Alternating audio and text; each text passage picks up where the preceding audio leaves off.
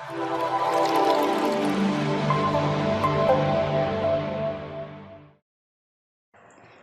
Students, कैसे हो आप सब। उम्मीद करती हूँ आप सभी स्वस्थ होंगे और सुरक्षित होंगे। आज एक बार फिर से आप सबका स्वागत है आपके अपने YouTube चैनल पर, जिसका नाम है टी स्मार्ट। तो चलिए स्टूडेंट्स, शुरुआत करते हैं हमारे आज के इस वीडियो की, जिसमें हम रिवाइज करने वाले हैं एक वर्कशीट।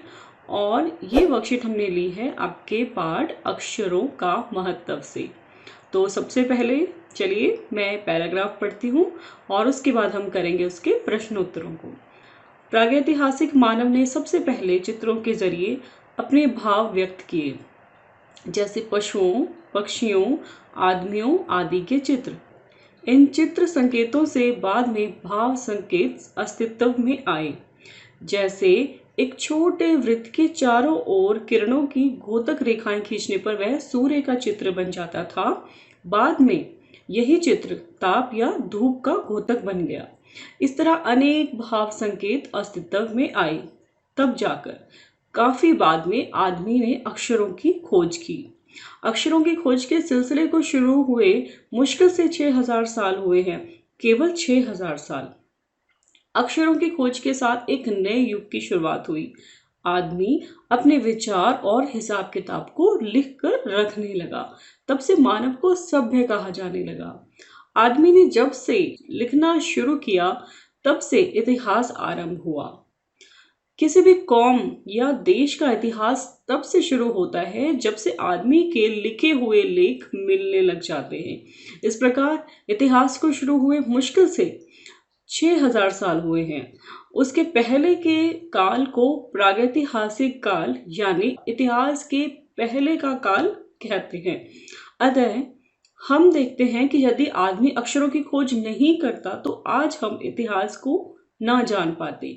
हम ये ना जान पाते कि पिछले कुछ हजार सालों में आदमी किस प्रकार रहता था, क्या क्या सोचता था, कौन कौन राजा हुए इत्यादि। अक्षरों की खोज मनुष्य की सबसे बड़ी खोज है। अक्षरों की खोज करने के बाद ही मनुष्य अपने विचारों को लिख कर रखने लगा। इस प्रकार एक पीढ़ी के ज्ञान का इस्तेमाल दूसरी पीढ़ी करने लगी। अक्षरों की खोज करने के बाद पिछले 6000 सालों में मानव जाति का तेजी से विकास हुआ है। यह महत्व है अक्षरों का और उनसे बनी हुई लिपियों का।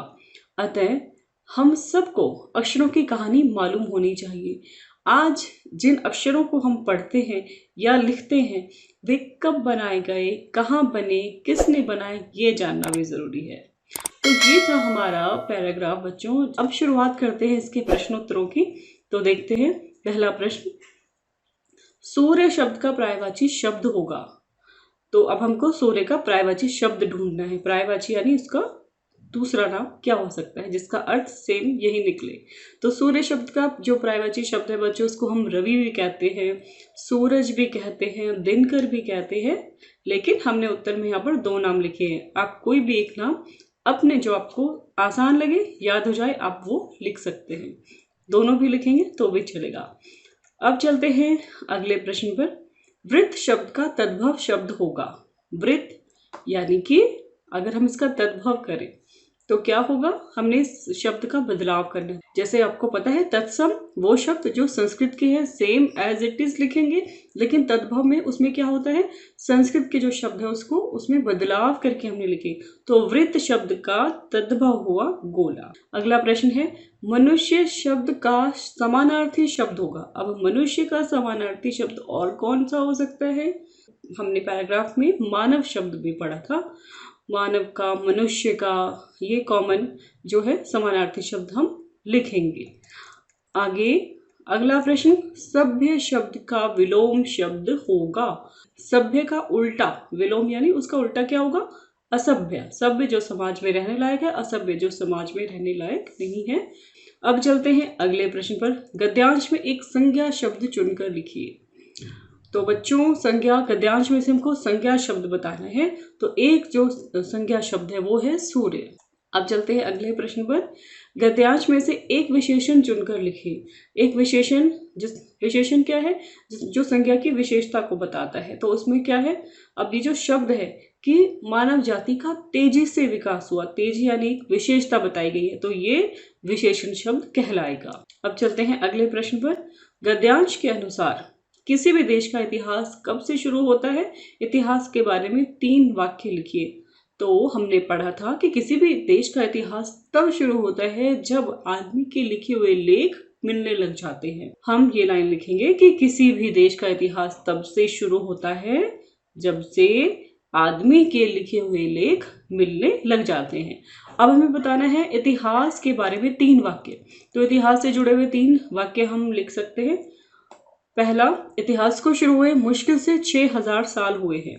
दूसरी लाइन हम लिखेंगे उसके पहले के काल को प्रागैतिहासिक काल यानी इतिहास के पहले का काल कहते हैं। ये एक जो शब्द है इसका अर्थ भी यहाँ पर आपको समझ में आ गया कि प्रागैतिहासिक काल का अर्थ क्या हुआ। जो इतिहास के जो हिस्ट्री जिसे हम बोलते हैं इतिहास, उसे जो पहले का समय था उस समय का नाम हमने दिया प्रागैतिहासिक काल।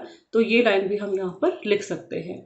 उसके बाद तीसरी लाइन हम देखते हैं कि यदि आदमी अक्षरों की खोज नहीं करता तो आज हम इतिहास को ना जान पाते। तो कितनी बड़ी बात है। ये इतिहास से जुड़े हुए 3 जो सेंटेंस थे, वाक्य थे, वो हमने लिख दिए और वैसे भी आपको जानने चाहिए। अब चलते हैं अगले प्रश्न पर। गद्यांश के अनुसार भाव संकेत किसके बाद अस्तित्व में आए? चित्रों द्वारा इनका विकास कैसे हुआ? तो बच्चों हमने पढ़ा था गद्यांश के अनुसार चित्र संकेतों के भाव संकेत अस्तित्व में आए। कैसे? पहले चित्र संकेत आए थे, हमने पढ़ा। उसके बाद क्या आया था? पहले चित्र के बाद उन्होंने फिर अपने भावों को प्रकट करना शुरू किया, फिर भाव संकेत अस्तित्व में आए। और चित्र द्वारा इनका विकास कैसे हुआ? तो कैसे हुआ था? जैसे हमने पढ़ा कि एक छोटे से वृत्त के चहुं ओर किरणों की घोतक रेखाएं खींचने पर, यानी एक गोला लगाया और उसके चारों तरफ लाइंस लगानी शुरू कर दी, उसके आसपास बाहर की तरफ किरणें निकलती हुई। और फिर बाद में यही चित्र, ये जो इन्होंने लाइनें खींची, तो पहले ये सूर्य का चित्र बन गया और फिर बाद में यही चित्र क्या हो गया? ताप का, गर्मी का प्रतीक हो गया, यानी धूप का घोतक बन गया था। ठीक है, तो पहले चित्र आए, उसके बाद भाव संकेत में आए और फिर इसी तरह से मनुष्य धीरे धीरे विकास करते करते आगे बढ़ा। आगे चलते हैं अगले प्रश्न पर। गद्यांश के अनुसार मानव को सभ्य कब से कहा जाने लगा? मानव विकास के बारे में लिखिए। तो कब से कहा जाने लगा हमने पढ़ा था, और जब से आदमी अपने विचार और अपने हिसाब किताब को लिख कर रखने लगा तब से उसे सभ्य कहा जाने लगा। अक्षरों की खोज के बाद ही मनुष्य अपने विचारों को लिख कर रखने लगा था। उससे पहले तो उसे आता ही नहीं था, तो उसने तब लिखना शुरू किया। तो फिर क्या हुआ? इसी प्रकार क्या हुआ कि एक पीढ़ी का ज्ञान, क्योंकि उन्होंने लिख दिया, तो उस ज्ञान को दूसरी पीढ़ी ने इस्तेमाल करना शुरू कर दिया। और अक्षरों की खोज करने के बाद पिछले 6000 सालों में मानव जाति में बहुत तेजी से विकास हुआ। ठीक है, तो ये हुआ मानव जाति का विकास, धीरे धीरे धीरे बढ़ने लगा। सभ्य तब हुआ जब लिखना सीखा, और विकास कब हुआ? जब एक पीढ़ी का ज्ञान दूसरी पीढ़ी ने उसके लिखे हुए शब्दों से सीखा और आगे बढ़े। और ये हमारी इस वीडियो का आज का आखिरी प्रश्न है। आदमी के लिखे हुए लेख कब से मिलने लग जाते हैं? अक्षरों के बारे में 3 वाक्य लिखिए। तो कब से मिलने लग जाते हैं बच्चों? 6000 साल पहले अक्षरों की खोज के बाद से आदमी के लिखे हुए लेख मिलने लग जाते हैं। उससे पहले तो मनुष्य को आता ही नहीं था। तो 6000 साल जो शब्द है ये कई बार आया था इस गद्यांश में, इस पैराग्राफ में हमने सुना। तो आप यहाँ पे यही लिखेंगे कि 6000 साल पहले अक्षरों की खोज के बाद से आदमी के लिखे हुए लेख मिलने लग जाते हैं। अब हमें लिखना है अक्षरों के बारे में 3 वाक्य। तो वो क्या क्या हो सकते हैं? पहला, यदि आदमी अक्षरों की खोज नहीं करता तो क्या होता? तो आज हम इतिहास को नहीं जान पाते। आज आप और हम बैठकर ये अक्षरों की कहानी नहीं पढ़ पाते। दूसरा और क्या है? 6000 साल पहले अक्षरों की खोज के साथ एक नए युग की शुरुआत हुई, जो कि बिल्कुल सही है। और आखिरी यानी तीसरा वाक्य क्या हुआ? अक्षरों की खोज के बाद ही मनुष्य अपने विचारों को लिख कर रखने लगा। तो बच्चों यहाँ पर आकर हमारा ये आखिरी प्रश्न का उत्तर भी खत्म हो गया और हमारी वीडियो भी यहीं पर समाप्त होती है। उम्मीद करती हूँ आपको ये वीडियो अच्छा लगा होगा और इस गद्यांश के इस पैराग्राफ के प्रश्न उत्तर आपको समझ आए होंगे।